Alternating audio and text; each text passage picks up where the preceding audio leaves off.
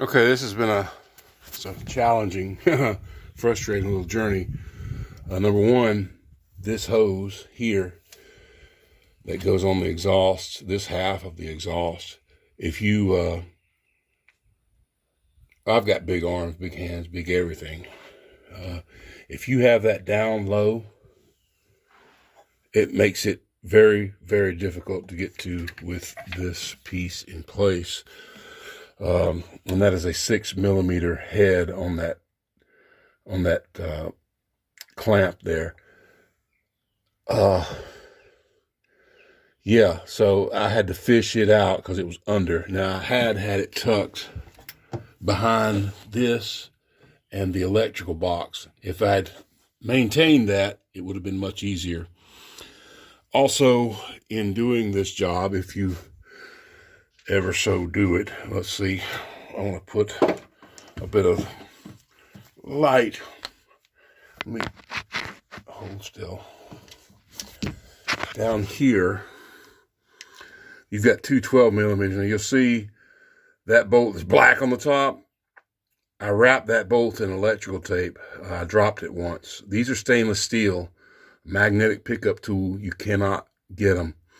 So dropping a bolt, dropping a tool, working on this particular model jet ski, there's the other one, two 12mm down at the bottom. If you drop one, you know, you can see there's no clearance. You're not going to get it back out. And you're going to have to tear this whole thing back apart to retrieve your bolt or your tool. So you have to be very careful. You'll notice I covered up, see all the little particles and stuff that have fallen on there. I covered up that exhaust while I'm working on this. I don't want anything dropping down into the engine. But there's no clearance around this job. There's no room for error. And you were taught in math, order of operations, okay? It's the same way with this thing. This thing is a pain in the ass to get in, okay? It really is. It's frustrating. You have to take your time with this. You get, that's the last thing that comes out, that boot there. It's the first thing that has to go back in and get that clamp started. And then you have to line up this 14mm bolt right here, the flashlight shining on it, get it started. Now, you're not going to tighten any of these down, because if you do, you're going to throw your alignments off for the rest of these bolts. So you're getting them finger started. And you'll see these are not lined up yet, but they will be. And I'm actually going to probably leave this loose while I'm getting the other half settled in too, just to make sure that I have the play that I need to install this other half of this exhaust manifold. This is a challenging, very challenging job. Getting down, say, well, I just changed oil lines, didn't mess with the carb because he said it starts fine. This is not something that I would want to do every day. This is a tough job, and it's very, very frustrating because, like I said, order of operations is very, very critical with this particular machine. How you are fitting, working, and getting everything to go back together. It's like a puzzle. And if you do one step, say I tighten a bolt here and I didn't do that one, well, then that bolt, that 14 isn't going to line up because I tightened these. So I got it started. I'll work it around. So order of operations and how you tighten these bolts, extremely critical. Extremely critical. That little black box is a little fun to get in and out too. That's the end of your air breather intake system. And you see I've still got to get this other clamp tightened down on it properly. I haven't done that yet. So just take your time and make sure that you're not messing anything up. And see, I've got two hoses here that have got to go back on, two hoses here that have got to go back on. I've got my electrical connector back on. This one has been disabled because I think they're running the D.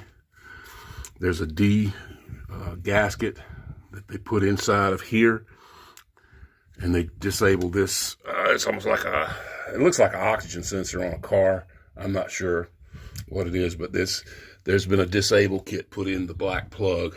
It jumps the two for whatever reason, they do that on this particular model. And so I'm just going to tie wrap that up. But this is not a job for the faint of heart. This is not a job for someone who has zero patience.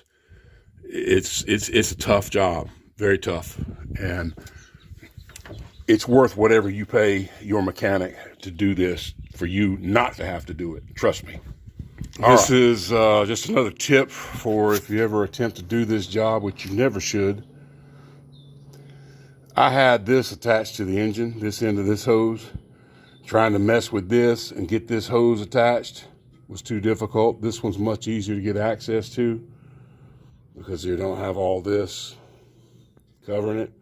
So I tightened this, took it off from the engine, put it on here, and I'll go in the other way with this hose, and that will help you out a little bit.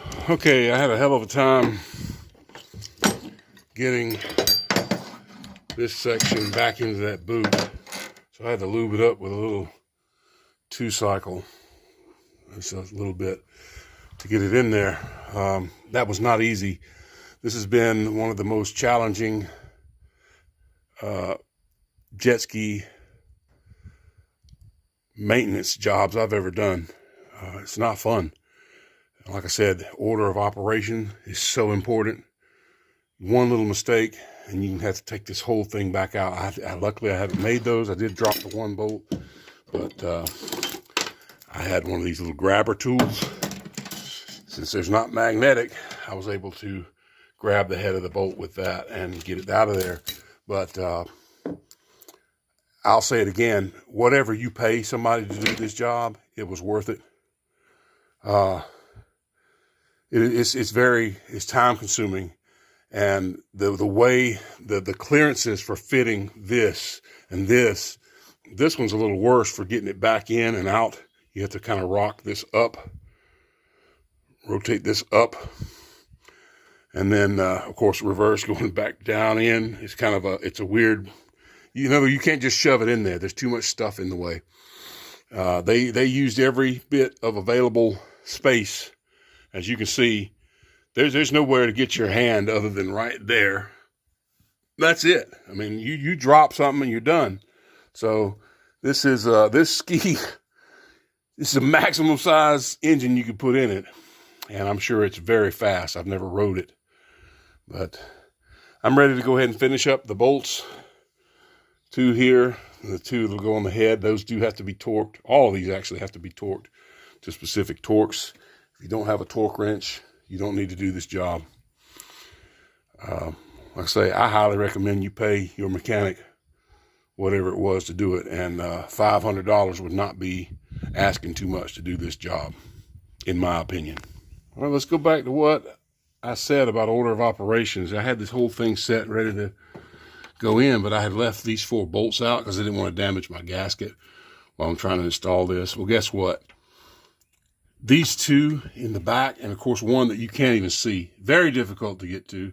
You've got to have a short 14 with a universal drive, and I use a wobble extension too to give me that little extra room bending around this. Those 2 bolts have got to be in place when this is going in. And so you have to be careful not to mess your gasket up doing that. So once again, order of operations, very critical. I had to pull it back out enough to get the bolts slid in. Not that big of a hassle, but just kind of frustrating when you're on the downhill slope and you want to go ahead and get done with a job. So just remember that. Your 2 exhaust manifold bolts back here, they've got to be in this assembly, because you cannot, they're long enough that they hit. You cannot install them with it sitting in here. It doesn't work. So don't make the same mistake I did. Don't forget, as you're going back in with this unit, that this bushing has to come in from up underneath and be slipped up in there. Otherwise, you get this tightened down. I didn't do it. I just remembered it before. This has to come in from the bottom on this, because then this big metal one sits on the top. There is actually, if your jet ski still has it, a diagram on the plate that tells you exactly how to assemble this part, because you could get confused very easily. There's the diagram. If yours is missing it, tells you how to build this part. And then the Newton meters to tighten the bolts. Okay, I looked it up. This 34 Newton meters is 25.08, so 26 foot-pounds of torque for your head bolts here. You want to go about half of that for your first torquing. Here, the Yamaha specs for the 1200 says 29, so you want to go about 16 on your first torque around, and I do them in a cross pattern. Boom, boom, boom, boom. 29 you'll be finished, and then 26 for these head bolts. I've heard of people's head gaskets failing because they took this off and failed to properly torque those bolts. Instead of, we'll just tighten it up. No, you've got to be torqued to a spec. So that's the end of the job. I've got one hose left to connect. I managed to drop or lose one of the clamps. I've got to go grab one. And that'll be the end of it. Actually, here's one right here. So we'll finish this job off. Thanks for watching Shade Tree Jet Ski. Hope this helps somebody out there. If it did, give a like, share, subscribe to the channel. And we'll see you on the next job. This one's going to be lake ready. Thanks for watching. Bye-bye.